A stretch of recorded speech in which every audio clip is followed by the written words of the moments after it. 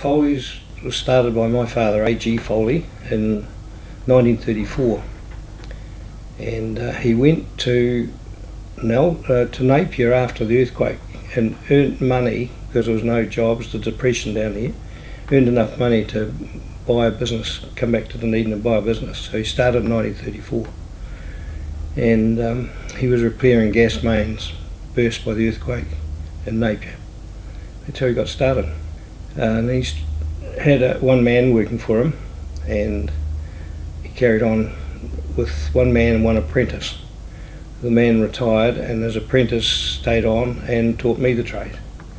And then when Dad was about 65, he had a massive heart attack, and he asked me would I take the business over, and I said to him that look Dad, I've just come out of my apprenticeship. He said, well, it'll be all right. And I said, if you'd take it on, I'd be really, really happy. I said, all right, well, if Alan will stay with me. This was the chappie that taught me the trade, and Alan agreed to stay working with me. We got on well together, and we just built the business up from there. We had a lady coming in doing the wages.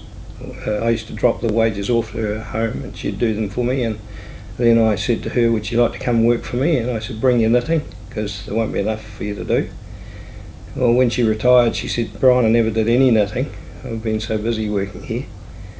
And we built the business up by training apprentices, and they'd stay and we'd take on other apprentices and train them.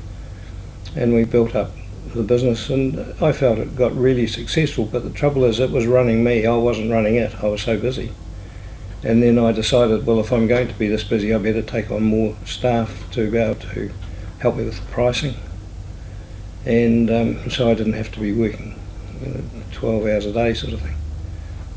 And I did that, and then apprentices would come through the system, and we'd find they're really good, and they'd go overseas, do their work experience. Then they'd ring me and say, can I get my job back? And if they're any good, they certainly got their job back. So that worked out very well. It was like a filtering system. Chris Southern was one of our apprentices, and he's now a partner here. Craig's a partner, Sarah's a partner, and it's just having the good people around you that makes this a successful business. Pulled down an old workshop, the first one he bought in McRae Street, and built a house with a large basement. And when I mean a large basement, a basement that was more than 8 feet high, that you could turn a length of a sheet of iron over to fold it in the folding machine.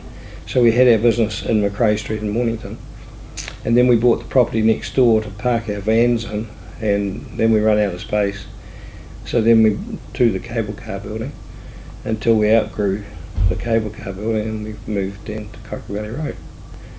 So it's been worthwhile each move. What do you think your dad would say now looking at the business? Well, he would be absolutely, it was unbelievable. He would think it was unbelievable, because I remember when he used to go out on the bus when he was at Ross Home, he'd drive past the cable car building and he'd say, my son owns that business there. He was very proud of it then, so you can imagine now to realise, and he wouldn't be able to conceive the size of the business. It is so big now. Yeah. We've always been a family orientated business. We've always tried to keep those values, and it being a family business, and the staff realised it was a family business. And I had one customer, and it sticks in my mind, that she sent a cheque in for the last bill and wrote a wee note to say that thank you very much, your father did my plumbing, and you've looked after me for all these years, and I'm going into home now, so I won't need you to do any more, and I'd just like to thank you very much for all these years of the great service. And we would change the odd light bulb or carry their ash buckets out and do those little things that elderly people couldn't manage themselves, and they become to expect good service from Foleys, and we tried to do that for people. We probably have about 12 apprentices on the go at the moment, and we always found it's good to train your own staff to get them the way you would like them to be.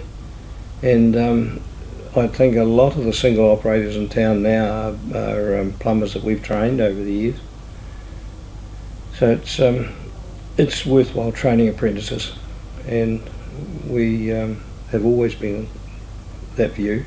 The staff, I feel, can always come and talk to one of the bosses, myself or one of the partners here, if they need help in any way whatsoever.